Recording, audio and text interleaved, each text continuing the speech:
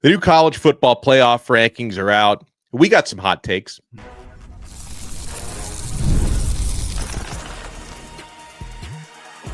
You are Locked On ACC, your daily podcast on the Atlantic Coast Conference.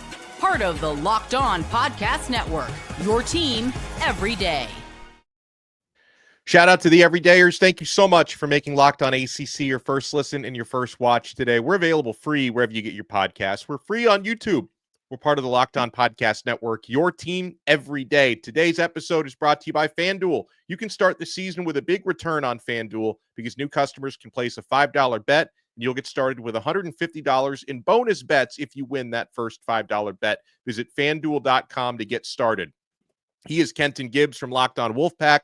I am Alex Dono from Locked On Canes. We'll talk weekend predictions for ACC football coming up, including a Thursday night game where the Fighting Kenton Gibbses will be in action. We'll talk about Mack Brown and his future. I know this is one that's going to get Kenton a little excited to talk about. We'll talk top ACC quarterbacks. But Kenton, let's start out with the updated college football playoff rankings as of Tuesday.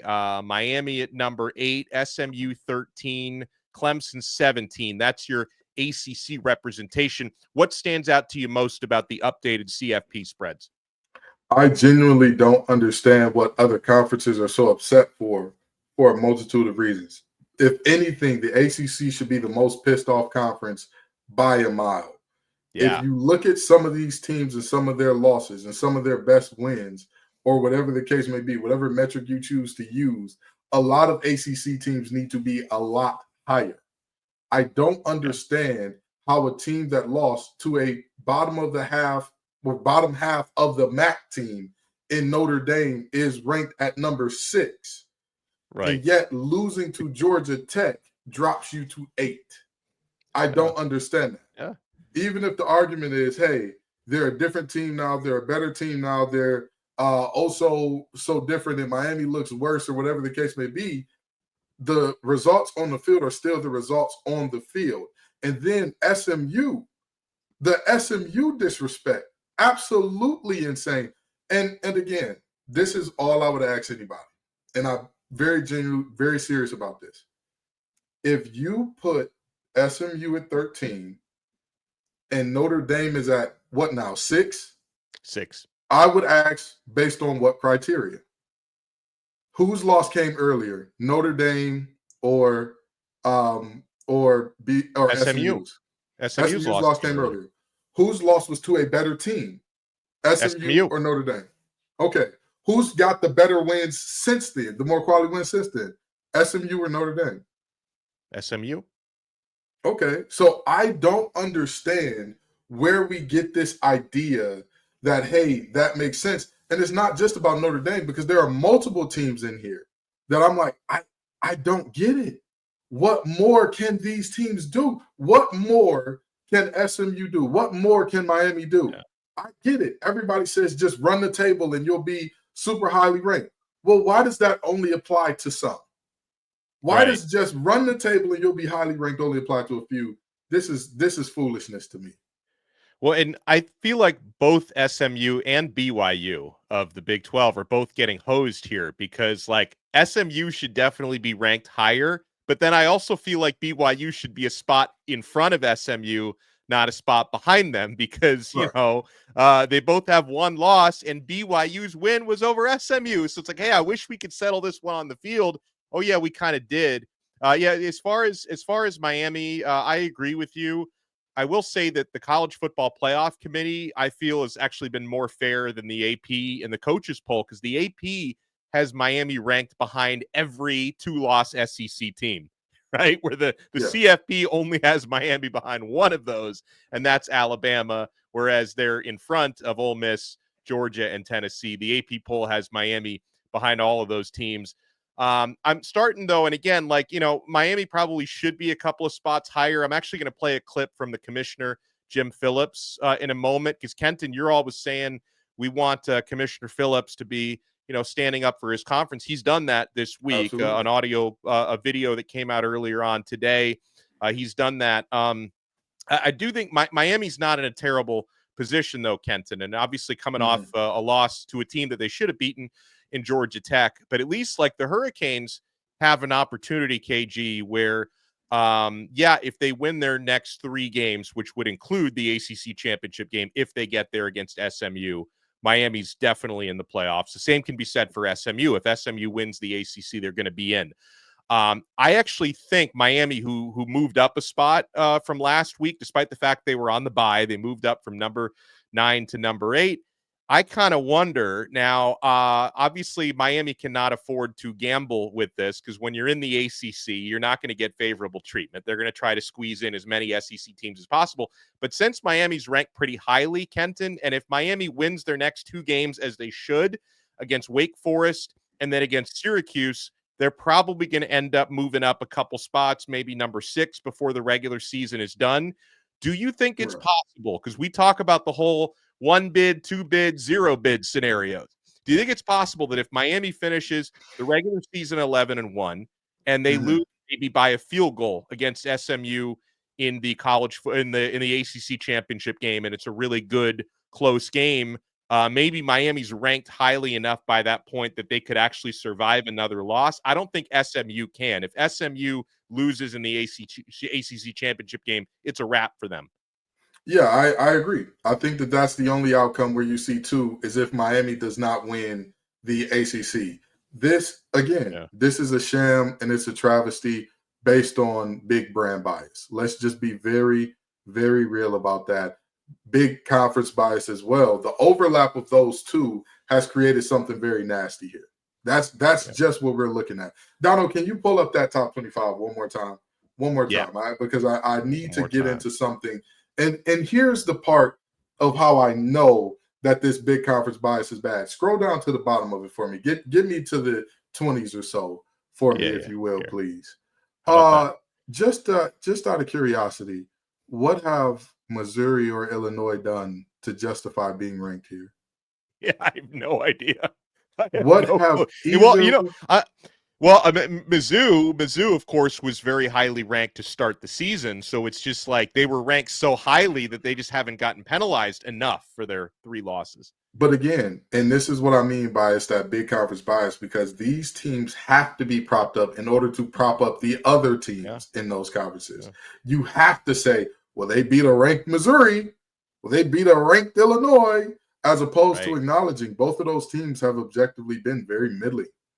That's just the reality of what these teams have been. So I find it so fascinating and so interesting that we are sitting here debating whether or not 2 teams get in and what scenario by which 2 teams get in, when it's very, very clear that, there's something being pushed here through all the talking heads in national media saying, well, you can't tell me that the spread would be or who the spread would be for. And, you last time you put in a team that didn't deserve or that shouldn't have been there, there was a massive blowout against TCU and did it. Well, that TCU team earned the right to be in the national championship. How'd they do so? Yeah, right. Last time I checked, that TCU team has more playoff wins than Oklahoma.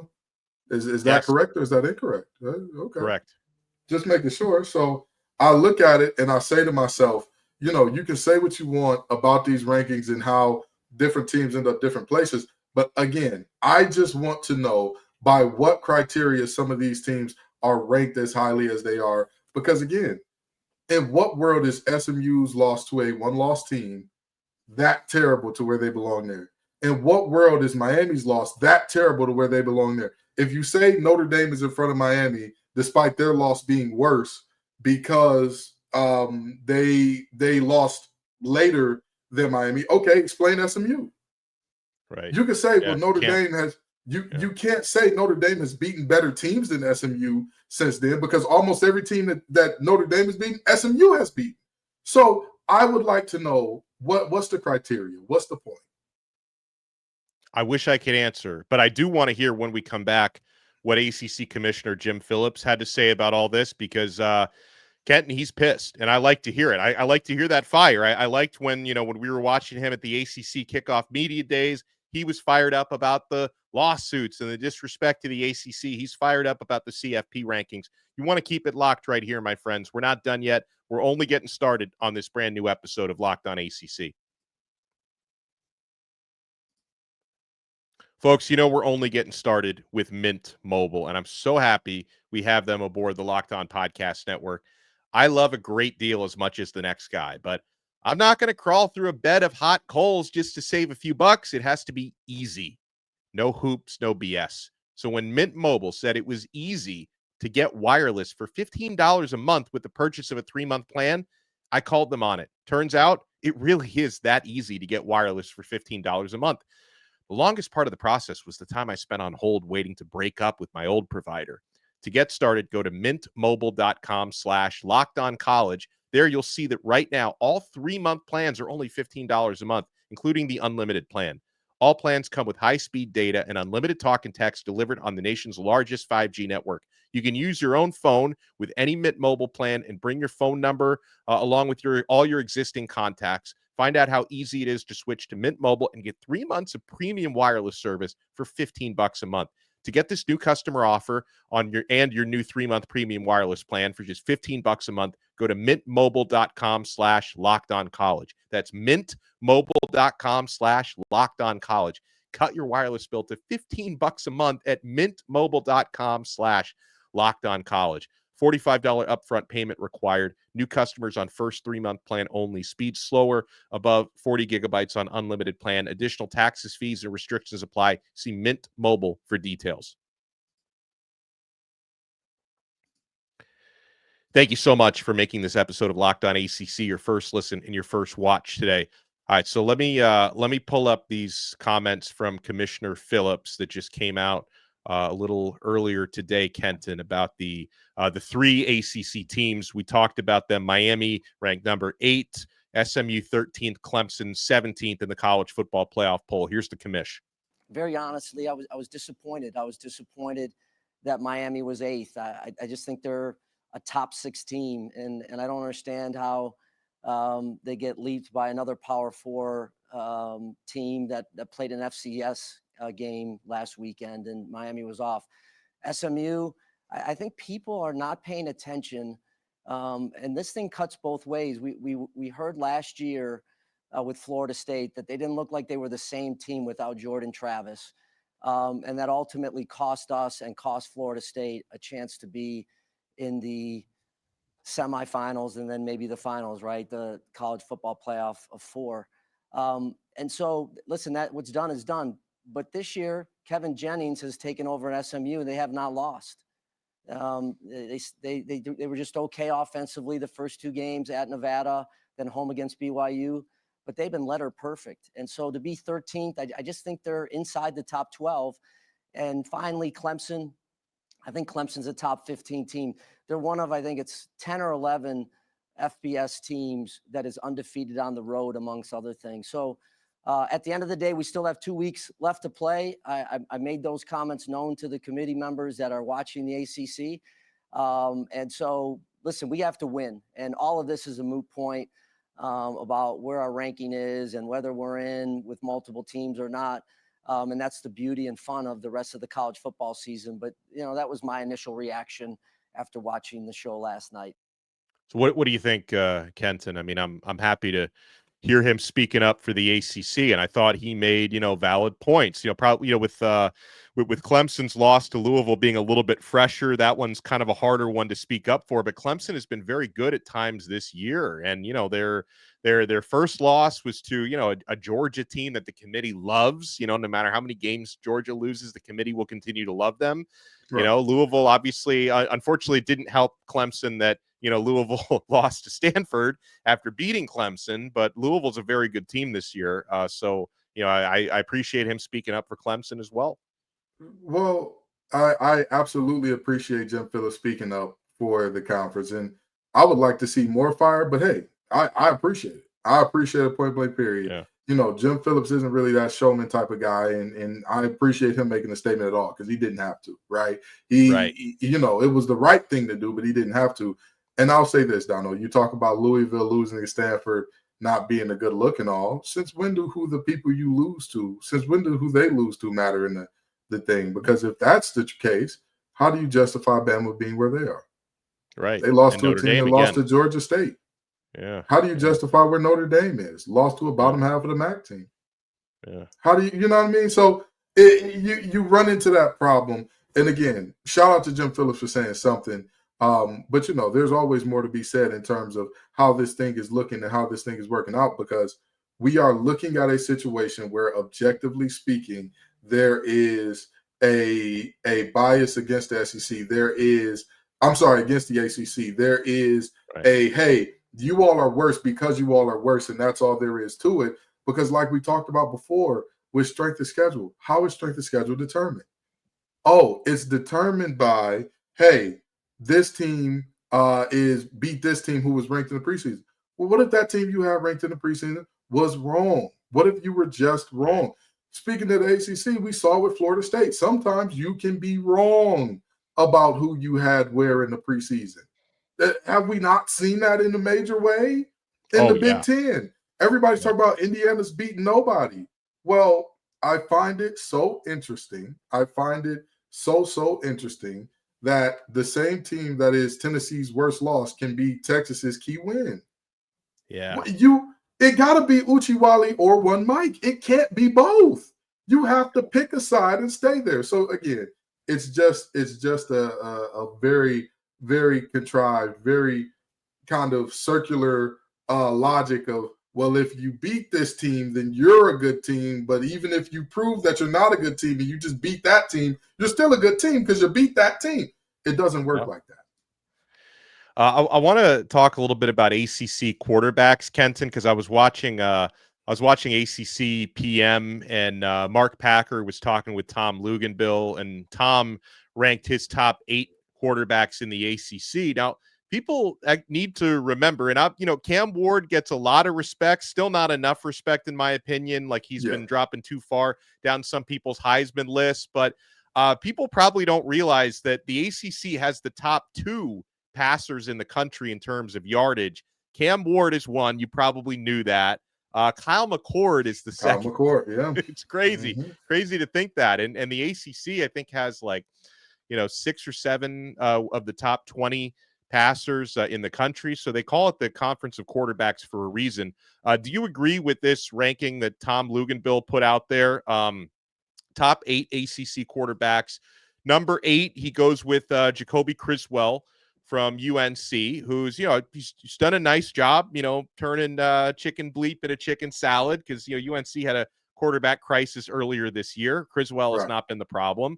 He goes Malik Murphy from Duke at number 7, CJ Bailey from NC State at number 6, which I think is very, very respectful of the true freshman who's really kind of grown into the season since he's been starting the past several games.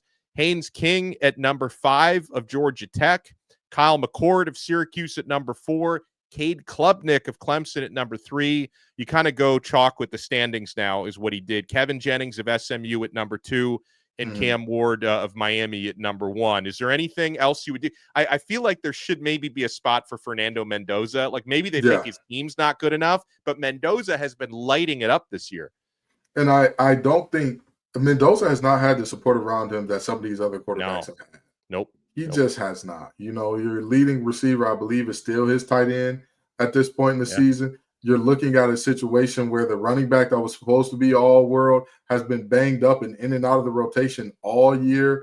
And you're looking at a situation where a guy who was supposed to be handoff left, handoff right, make good decisions, don't turn the ball over, has been thrust into the situation of, you're no longer going to have to be a quarterback that we win with or in spite of. You're going to have to be a quarterback we win because of.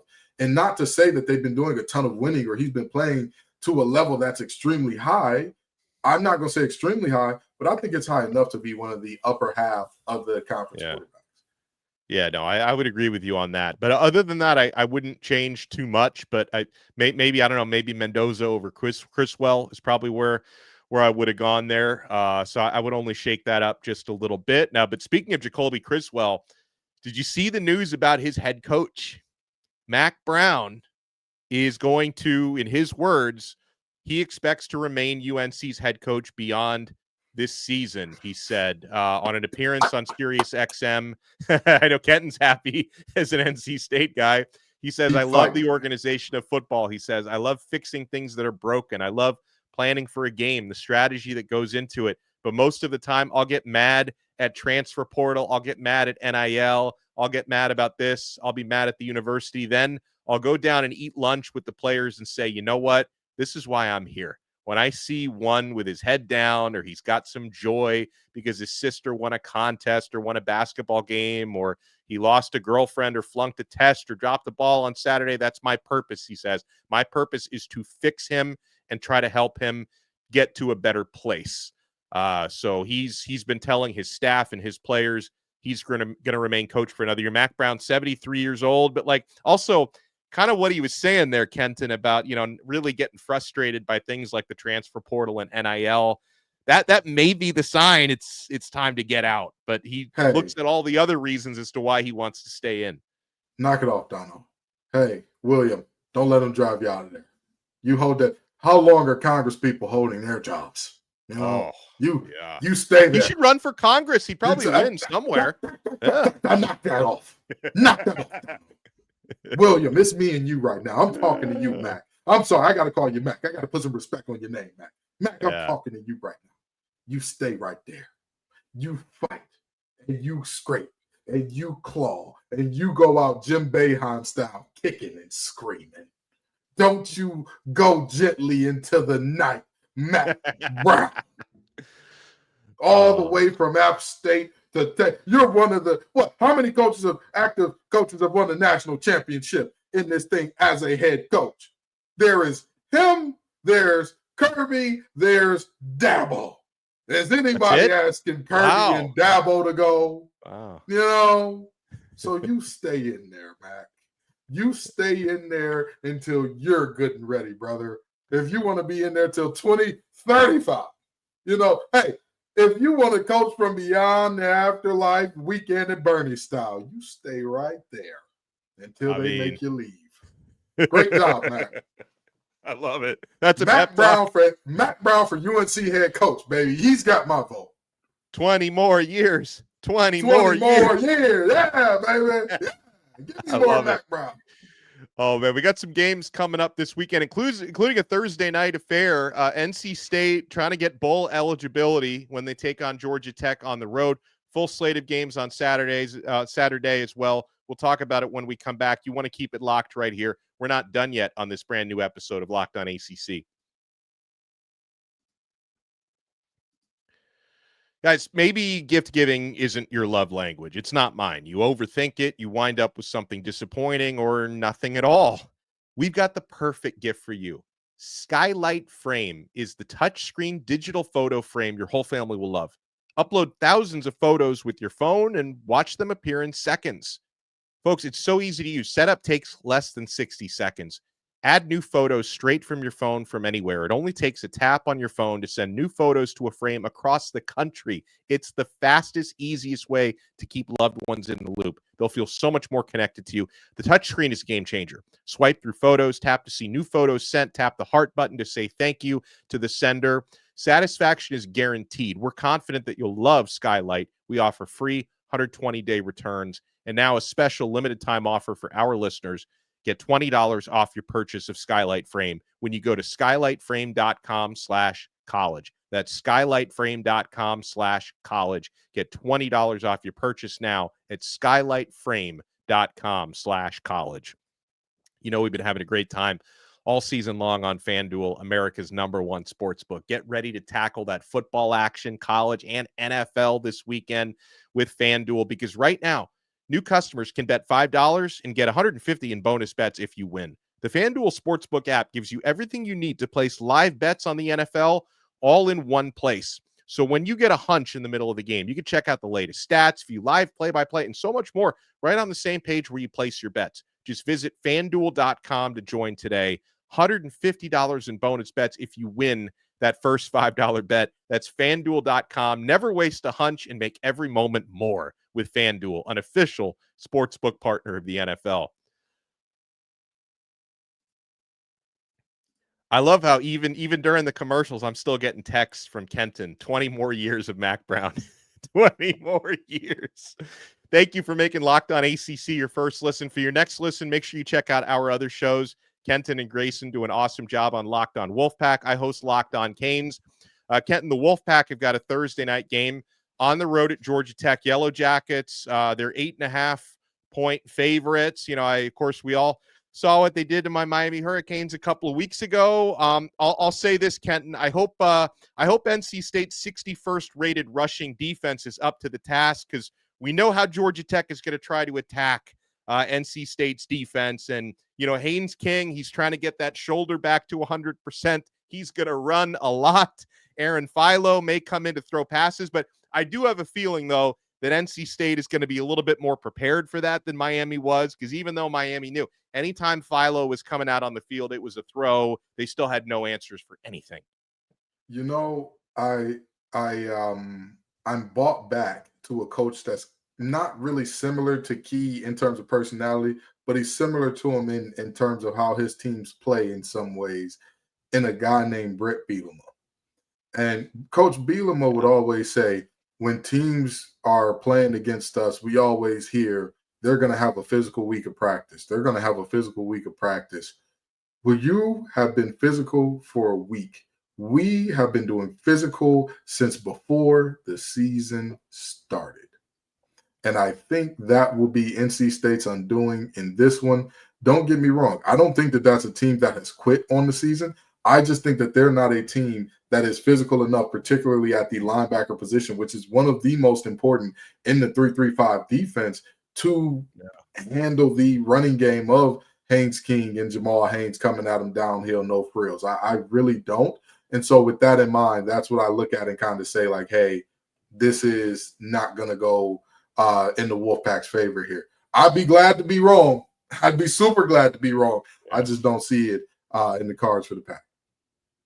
I will. I don't think Clemson is going to struggle very much with the Citadel, but I am going to be looking forward to watching some of that game, because, at certain points this week, Kenton, Clemson's barely had enough offensive linemen healthy to actually get through a practice this week. So this is the week they're probably not needed that much. Get them ready for South Carolina, but Clemson's been down a lot of O-line due to injury. I think it was on Monday or Tuesday. They had 9 O-linemen injured, and Dabo's like, I don't know how we're going to practice today.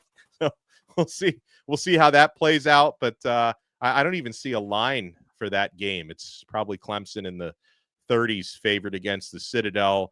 We'll talk a little bit, probably a lot more about this game on the squad tomorrow. But somebody's going to get their second win on Saturday, 1:30 p.m. streaming only on ACC Digital Network. You will not find it on a television set anywhere, nor should you want to find it.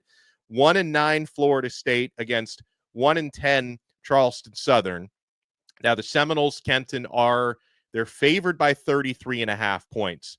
Can we agree that Florida State's going to win? But I don't see how a team that's not even scored 33 points in a game all season is going to beat anybody by more than 33 points. Here's the thing. I think Florida State wins this game by about 2 to 3 touchdowns. Maybe if I'm being aggressive, 4. I don't see a 30-point victory here. I don't either. Again, like you said, they have not scored 33 all year. They just have not. So with that in mind, how do I see them beating another team by 33? I'm not sure they could put up 30 if they were running a skeleton drill with no defense out there. So again, scoring 30 against live bodies, I'm going to say a no from me. Yeah. This is a pretty good game. Now, if both teams had, maybe taken care of business in some recent games, they might still have a shot at the ACC championship. But regardless, these are a couple of, winning teams in the ACC. Pitt is on the road at Louisville. Louisville are 8-point favorites. So is the thinking that Louisville's going to be so angry after what happened against Stanford because, Pitt kind of let Clemson off the hook last week, but Pitt played a lot better last week than Louisville did. So I feel like Louisville being favored by 8, even at home, is kind of a lot for this one. I'd be more in like the 5 to 6.5 range. What do you think? Louisville has been so mercurial all year. They're a team that I would avoid in any type of betting situation. At this point in the season, which Louisville are you going to get? That's the question, right? Are you going to get the Louisville that beat Clemson? Or are you going to get the Louisville that loses to Stanford? Yeah. Are you going to get the Louisville that gave Miami every single thing they could handle? Or are you going to get the Louisville rather that goes out there and just trips and stumbles and bumbles all over themselves against Notre Dame? You don't know which Louisville you're going to get. So I think that them being favored by that much is kind of interesting. I get it. Pitt is on the snide right now. I get it. I understand it. I'm not going to pretend that, that doesn't matter. And it's just not. I understand. I'm just saying I struggle to see a world where I'm saying, hey, that team is a touchdown plus better than Pitt. Yeah. Unless Narduzzi does one of his choke jobs. Yeah. And I guess if you go by common opponent, Louisville was far more impressive against Clemson on the road than Pitt was at home. I still thought Pitt should have won that game against Clemson, but kudos to Clemson for making the plays necessary to get that done. 8 p.m. on Saturday, Virginia Tech at Duke. Virginia Tech is actually favored by 3.5 points on the road. I find it hard to believe that Virginia Tech is 5-5 on the year. I feel like they're way better than that, aren't they? Like they're 5-5. They're playing for bowl eligibility this week. Duke is 2 wins and 2 losses better than Virginia Tech at 7-3, and yet Duke is an underdog at home. I think that tells you a lot about Virginia Tech. They've underachieved on the field this year. Underachieved massively. It is not an understatement to say at times, when you talk about the most mercurial, I think that has to go. I don't see a world where that doesn't go to Virginia Tech. Because in terms of from week to week, just truly not knowing what you're going to get, who has beaten Virginia Tech at that game? Who? I mean, you have a team that you start off this season with a loss to a Rutgers team that we now know more about. Do you think Rutgers is a good team now? No. Most people would say no, right? And then you go out and give Miami everything they can hold when Miami turns out to be a much better team than we imagined. You go out there and you dominate a team like Georgia Tech, who beats Miami. You go out there and you dominate Boston College when they were actually rolling at a high clip. But then again, every time you look up, it's always something. It's always something with Virginia Tech struggling to get out of their own way. So, I mean, I feel like, this Virginia Tech team should be better, but it's tough for me to look at them and say, hey, I know who they are. I know what they are, because we don't. We still don't. When they're rolling at their highest, when Drones is rolling at his highest, when Byshaw Tootin is healthy, they're a force to be reckoned with. How often has that been? Well, we'll talk about more games throughout the week. We'll have the squad getting together tomorrow, so make sure you stay tuned for that. Thanks, everyone, so much for making Locked On ACC your first listen and your first watch today. Make sure you smash that like button, subscribe on YouTube, subscribe on Apple Podcasts, Spotify, wherever you get your pods, and we'll talk to you again tomorrow on another episode of Locked On ACC. We are part of the awesome Locked On Podcast Network, your team every day.